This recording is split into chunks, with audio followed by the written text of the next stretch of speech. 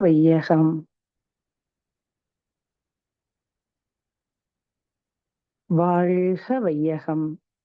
வாழ்க வளமுடன். குரு வாழ்க. குருவே துணை. ஆசான் அருள் தந்தை வேதாத்ரி மகரிஷி அவர்கள் நம்மோடு சூக்குமமாக நிறைந்து இன்றைய நிகழ்வினை சிறப்பித்து தருவாராக. ஸ்கை ஆன்லைன் தினம்தோறும் நடத்தி வரும் இணையவழி தவ நிகழ்வில் கலந்து கொள்ள இணைந்துள்ள இருபால் மெய் அன்பர்களையும் வாழ்த்தி வணங்கி வரவேற்கின்றோம். நிகழ்வின் துவக்கமாக தவம், அதனை தொடர்ந்து மௌனம், நோன்பு நடைபெற உள்ளது. இறைவணக்கம். ஆதி எனும் பரம்பொருள் மெய் எழுச்சி பெற்று அணுவென்ற உயிராகி அணுக்கள் கூடி மோதி இணைந்து இயங்குகின்ற நிலைமைக்கேற்ப மூலகங்கள் பலவாகி அவை இணைந்து பேதித்த அண்ட கோடிகளாய் மற்றும் பிறப்பு இறப்பிடை உணர்தல் இயக்கமாகி நீதி நெறி உணர் மாந்தராகி வாழும் நிலையுணர்ந்து தொண்டாற்றி இன்பம் காண்போம். குரு வணக்கம். அண்டமதில் உருவெடுத்து அறிவை பெற்று அவ்வறிவு ஒன்று முதல் ஆறதாகி கொண்டமேலாம் இவ்வுருவில் குறிப்பில்லாமல் கோடான கோடி எண்ணி அனுபவித்து கண்டபலன் என எறிய நினைந்தேன். அப்போ கருத்துணர்த்தி கனல் மூட்டி கருவாம் ஞான குண்டலினி எனும் என் மெய்யுணர்வெழுப்பி குறித்து என்னை அறிவித்த குருவே அன்பே. நாடி சுத்தி இடது கை சின்முத்திரையில் வைத்துக்கொண்டு வலது கை நாசிகா முத்திரையில் வைத்து வலது பக்க நாசியை அடைத்துக் கொண்டு இடது பக்க நாசி வழியாக காற்றை உள்ளிழுத்து இடது பக்க நாசியை அடைத்துக் கொண்டு மெதுவாக வலது பக்க நாசி வழியாக மூச்சு காற்றை வெளியேற்றவும். மீண்டும் வலது பக்க நாசி வழியாக காற்றை உள்ளிழுத்து இடது பக்க நாசி வழியாக மெதுவாக வெளியேற்றவும். இது ஒரு சுற்று. இதுபோல் தொடர்ந்து சில சுற்றுகள் செய்வோம்.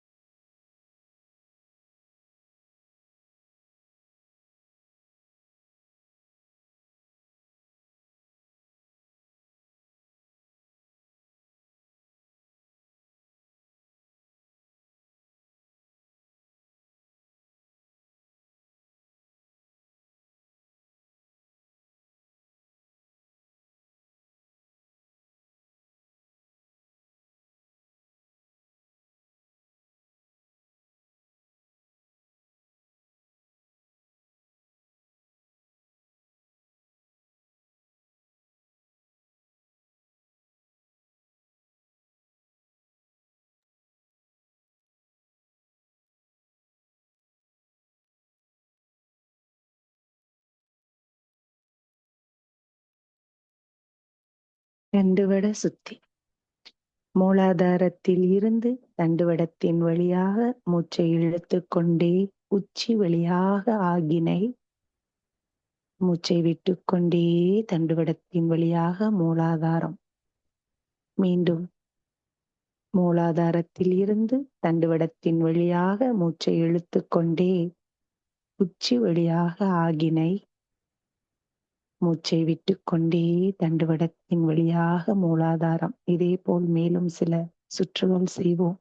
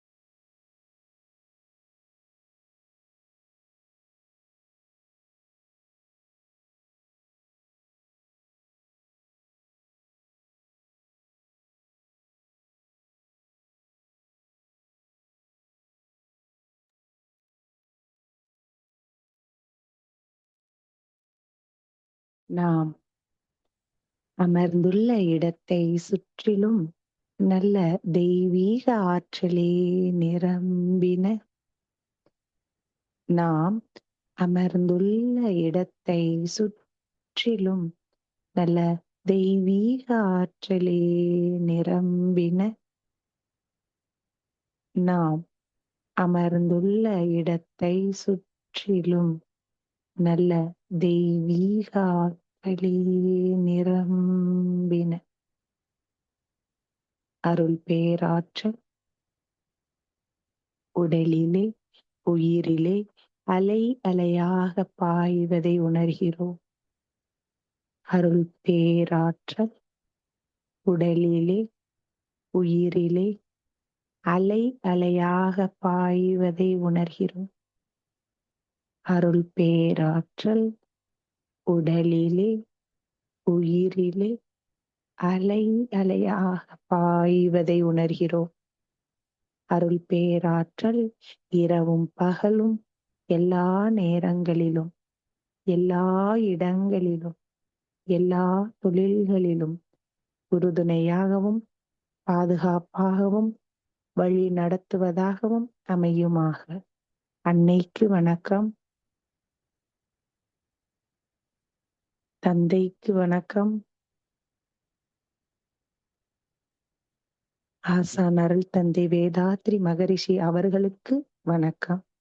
தவம் துரியம்.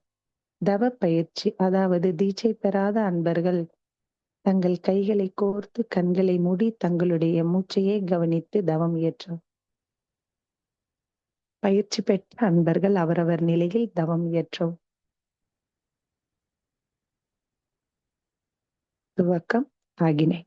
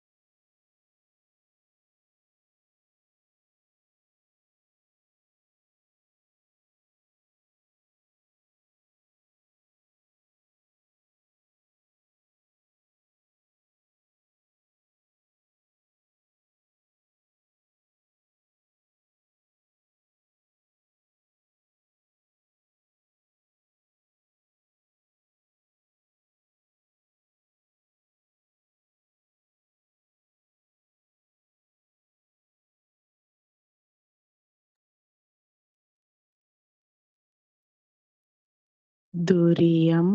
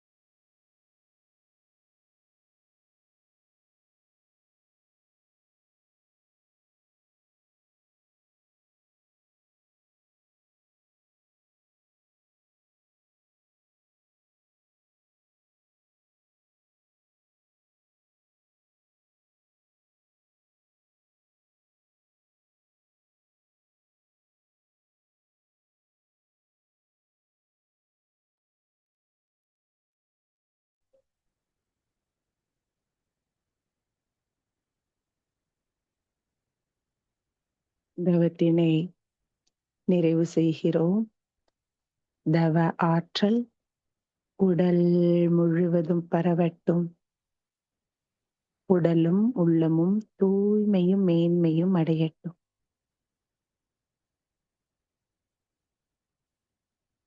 சங்கல்பம். வாழ்த்துக்கள். அருள் பேராற்றல் கருணையினால் உடல் நலம், நீலாயுள், நிறை செல்வம், உயர் புகழ், மெய்ஞானம் ஓங்கி வாழ்வோம். அருள் பேராற்றல் கருணையினால் உடல் நலம், நீலாயுள், நிறை செல்வம், உயர் புகழ், மெய்ஞானம் ஓங்கி வாழ்வோம். அருள் பேராற்றல் கருணையினால் உடல் நலம், நீலாயுள், நிறை செல்வம், உயர் புகழ், மெய் ஞானம் ஓங்கி வாழ்வோம். வாழ்க்கை துணையை வாழ்த்துவோம். பெற்ற மக்களை வாழ்த்துவோம்.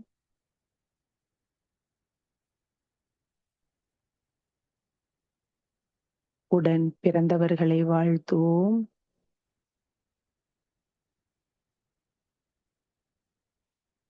நெருங்கிய உறவினர்களை, நண்பர்களை வாழ்த்துவோம்.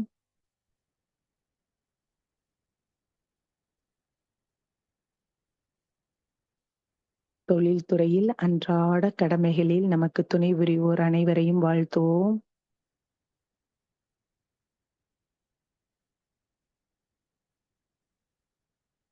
இன்னல் புரிவோர், நம்மை எதிரிகளாக நினைப்போர் எவரேனும் இருப்பின் அவர்களும் மனம் திருந்தி நல்வாழ்வு பெற கருணையோடு வாழ்த்துவோம்.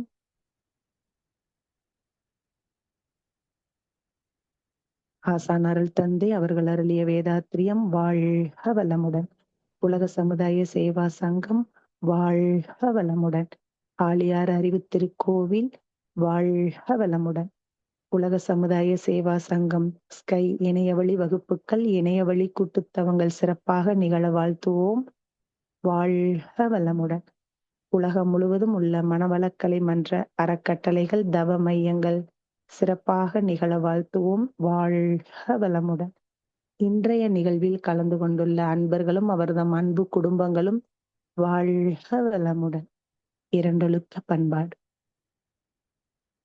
நான் எனது வாழ்நாளில் யாருடைய உடலுக்கும் மனதுக்கும் துன்பம் தரமாட்டேன். துன்பப்படுவோருக்கு என்னால் முடிந்த உதவிகளை செய்வேன். நான் எனது வாழ்நாளில் யாருடைய உடலுக்கும் மனதுக்கும் துன்பம் தரமாட்டேன்.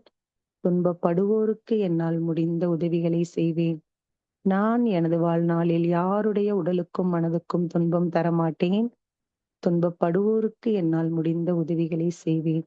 வாழ்க வையகம், வாழ்க வையகம், வாழ்க வளமுடன். உலக நலவேற்பு. உலகிலுள்ள பொறுப்புடைய தலைவரெல்லாம் உயிரறிவை உள்ளுணர்வாய் பெறுதல் வேண்டும். உலகனைத்து நாடுகளின் எல்லை காக்க ஓருலக கூட்டாய்ச்சி வலுவாய் வேண்டும். உலகில் போர் பகை அச்சமின்றி மக்கள் உழைத்துண்டு வளம் காத்து வாழ வேண்டும். உலகெங்கும் மனித குலம் அமைதி எனும் ஒரு வற்றாத நன்னிதி பெற்று உய்ய வேண்டும். வாழ்க வையகம், வாழ்க வையகம், வாழ்க வளமுடன். மழை வாழ்த்து. ஏரி குளம் கிணறு ஆறு எல்லாம் நிரம்பி வழிய மாறி அளவாய் பொழிக, மக்கள் வளமாய் வாழ்க. ஏரி குளம் கிணறு ஆறு எல்லாம் நிரம்பி வழிய மாறி அளவாய் பொழிக, மக்கள் வளமாய் வாழ்க. ஏரி குளம் கிணறு ஆறு எல்லாம் நிரம்பி வழிய மாறி அளவாய் பொழிக, மக்கள் வளமாய் வாழ்க. வாழ்க வையகம், வாழ்க வையகம், வாழ்க வளமுடன். நம் மனதில் அமைதி நிலவட்டும். நம்மை சுற்றிலும் அமைதி நிலவட்டும். உலகம் முழுவதும் அமைதி நிலவட்டும். அமைதி, அமைதி, அமைதி. கைகளை அதிக ஓசையின்றி தேய்த்து கண்களில் வைத்து பின் முகத்தை தடவி இரு கைகளையும் தலைக்கு மேல் தூக்கி ஓர் ஆழமான மூச்சை இழுத்து விட வேண்டும். பிறகு கைகளை இறக்கிக் கொண்டு கண்களை திறக்க வேண்டும். அன்பர்களின் கனிவான கவனத்திற்கு ஒரு நினைவூட்டல். வாழ்க வளமுடன். அருள் தந்தை வேதாத்திரி மகரிஷி அவர்கள் தனி மனிதன் அமைதி பெறுவதற்காக உடல் நலத்திற்கு உடற்பயிற்சி, உயிர் வளம் பெற காயக்கல்ப பயிற்சி, மனம் அமைதி பெற அகத்தவம் மற்றும் அகத்தாய்வு பயிற்சிகளை அளித்துள்ளார். இத்தகைய சிறப்பான மனவளக்கலை எனும் வாழ்க்கை கல்வியை உலக சமுதாய சேவா சங்கம் ஸ்கை யோகா இணைய வழிய 12 நாட்கள் அடிப்படை பயிற்சியாகவும், அதனை தொடர்ந்து 4 மாதங்கள் சான்றிதழ் கல்வியாகவும் நம் இல்லம் தேடி வந்து அளித்து வருகிறது. இந்த சிறப்பான செய்தியினை நமது உறவுகளிடமும் நட்புகளிடமும் பகிர்ந்து, அனைவரும் உடல் நலத்துடன் ஆரோக்கியமாக அமைதியாக வாழ நம்மால் ஆன சிறு உதவியினை செய்வோம். மகரிஷியின் கனவாம் உலக அமைதிக்கு நம்மால் இயன்ற சிறு தொண்டினை செய்து குருவின் கனவினை நனவாக்குவோம். மேலும் விவரங்களுக்கு குண்டலினி யோகா .edu.in இணையதளத்திற்கு செல்லவும்.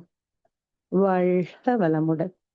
தவத்தினை தொடர்ந்து மௌன நோன்பில் கலந்து கொள்வோம். இன்றைய மௌனத்தின் தலைப்பு சிக்கலுக்கு தீர்வு.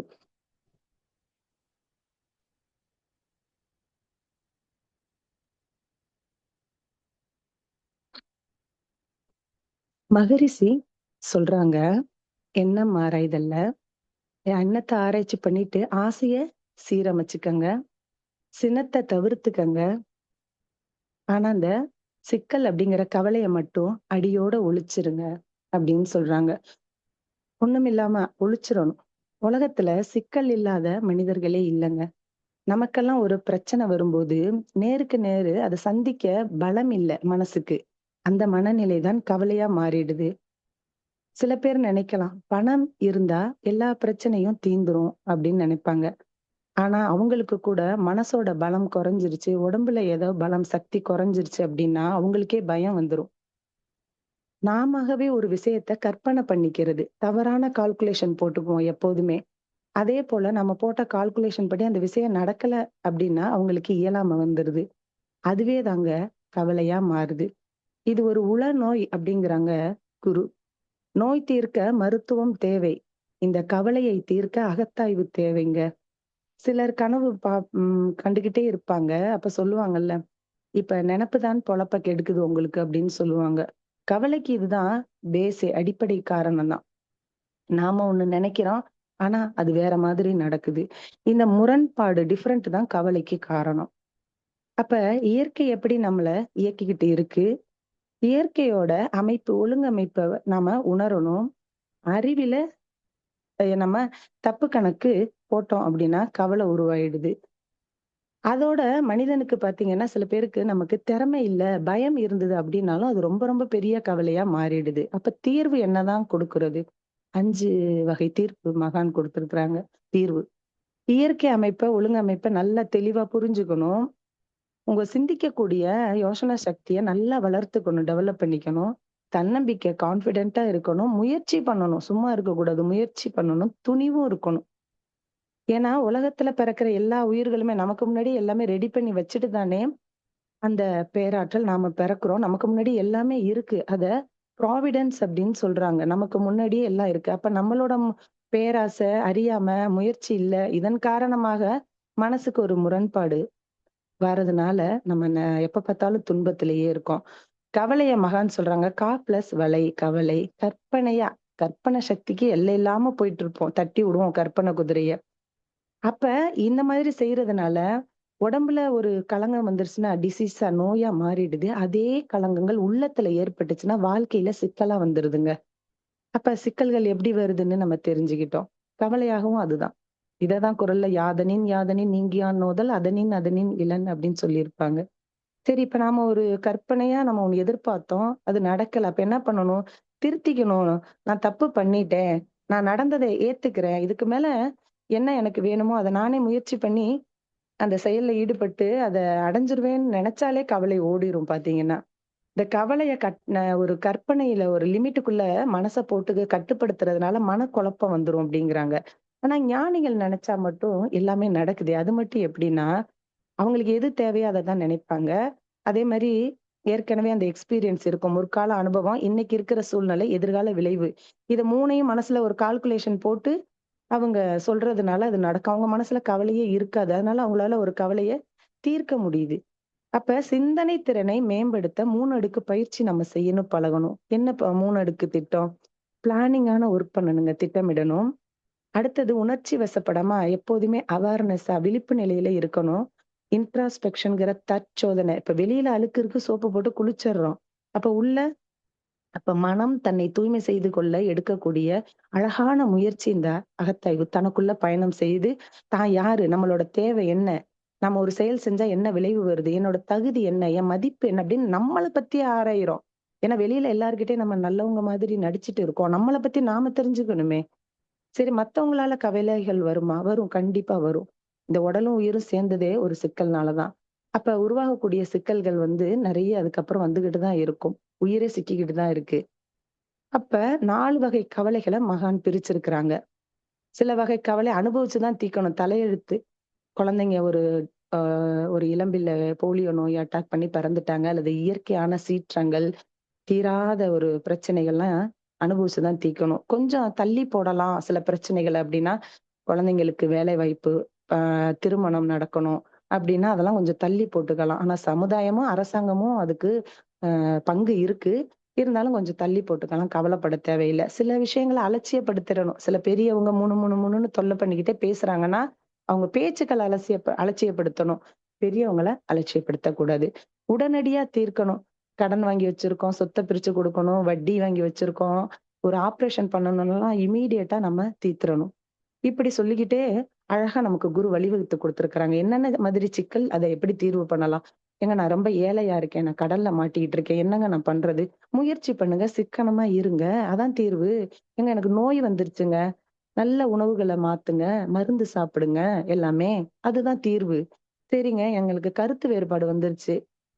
ஆ ஹஸ்பண்ட் ஒய்ஃப்க்குள்ள இல்ல சொந்தக்காரங்களோட. காரணம் என்னன்னு யோசிங்க. அத விளக்கம் கொடுங்க. அல்லது விட்டு குடுத்துருங்க. பிரச்சனை இல்ல. பேராசை, பொறாமை எல்லாம் இருக்குங்க. யாராவது பார்த்தா என்ன விட நல்லா இருக்காங்களேன்னு எனக்கு தோணுது. தீய குணங்க அது. நம்மளையே அழிச்சிரும். அத தவிர்த்துருங்க. அப்ப நான் நல்லா பொருள், புகழ், செல்வாக்கா வாழணும்னா முயற்சி பண்ணுங்க. ஒழுக்கமா இருங்க. ஒரு சமூக தொண்டு பண்ணுங்க. எல்லாமே வந்துரும். அப்ப சிக்கலே இல்லாம வாழணும்னு மனுஷன் ஆசைப்பட முடியாது இல்லீங்களா?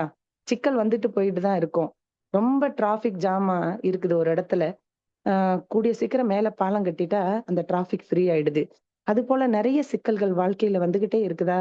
அந்த சிக்கலுக்கு மேல நாம எண்ணத்தால ஒரு மேம்பாலம் கட்டிக்கிட்டு, நம்ம அதுல போகணும், வரணும். அவங்க தான் மேலோர் அப்படின்னு சொல்றாங்க. ஒரு கீரை கட்டு வாங்குனாலே பிரிச்சு ஆஞ்சு பார்த்து அதுல எவ்வளவு அழுக்கு இருக்கோ, வேஸ்ட் இருக்கோ அத எடுத்து போடுறோம். கிணத்துல இறங்கி கிணத்த சுத்தம் செஞ்சா, அதுல ஒரு நல்ல நீர் சுரந்து வருது. ஒரு பிரயோஜனமா இருக்கு. அதே போல நம்ம அகத்தவத்துல, தற்சோதனையில அகத்துக்குள்ள இறங்கி, நம்மை நாமே சுத்தம் செய்யணுங்க. அப்ப அவரவர் சிக்கலுக்கு அவரவர் தானே தீர்வை யோசிக்கணும். அந்த தீர்வை நாம் இந்த மௌன நோம்பில் சிறிது நேரம் யோசிப்போம்.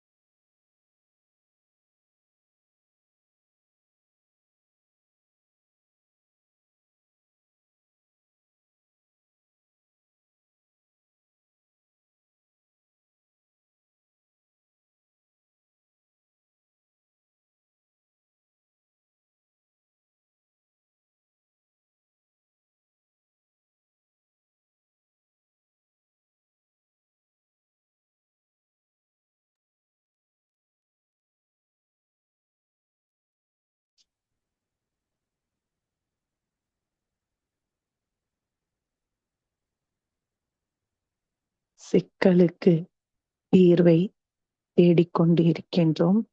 நம்மிடையே உள்ள சிக்கல்களை வகை பிரித்து அதை மகரிஷி காட்டிய வழியில் சிக்கலுக்கு தீர்வு செய்து கொண்டு இருக்கின்றோம்.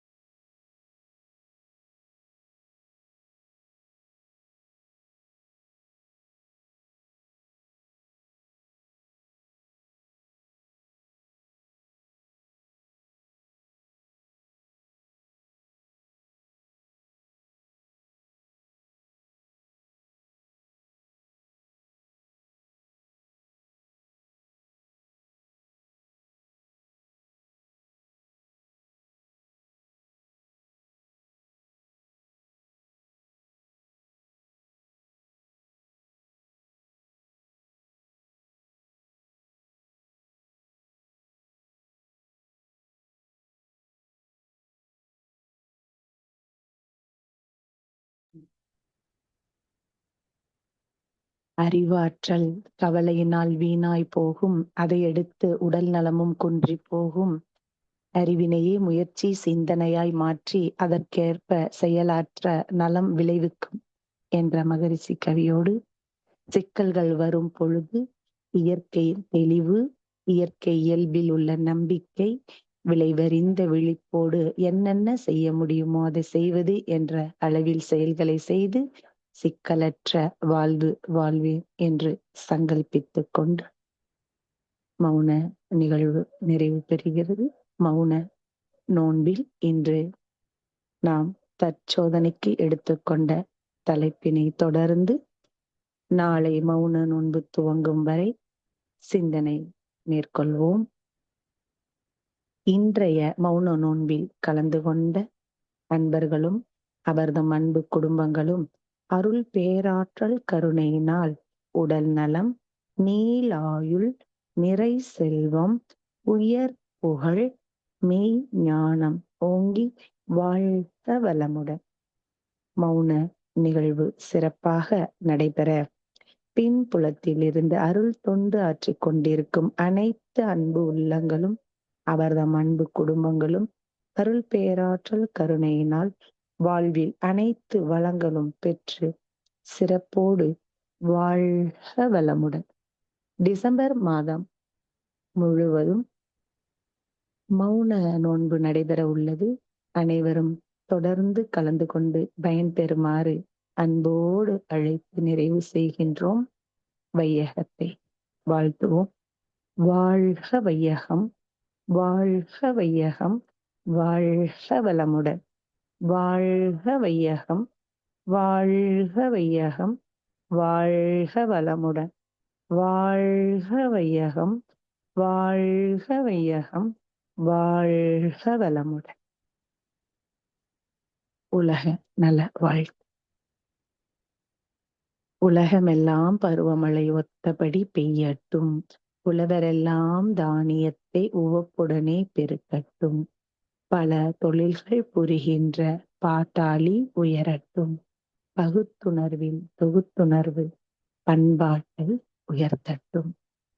கலகங்கள், போட்டி, பகை கடந்தாட்சி நடக்கட்டும். கல்லாமை, கடன், வறுமை, கலங்கங்கள் மறையட்டும். நல வாழ்வை அளிக்கும் மெய் ஞான ஒளி வீசட்டும். நம் கடமை அறவாழ்வின் நாட்டத்தே சிறக்கட்டும். நம் கடமை அறவாழ்வின் நாட்டத்தே சிறக்கட்டும். நம் கடமை அறவாழ்வின் நாட்டத்தே சிறக்கட்டும். வாழ்க வளமுடன். மன மகிழ்வோடு இன்றைய நிகழ்வினை நிறைவு செய்து கொள்வோம். வாழ்க வளமுடன். நன்றி.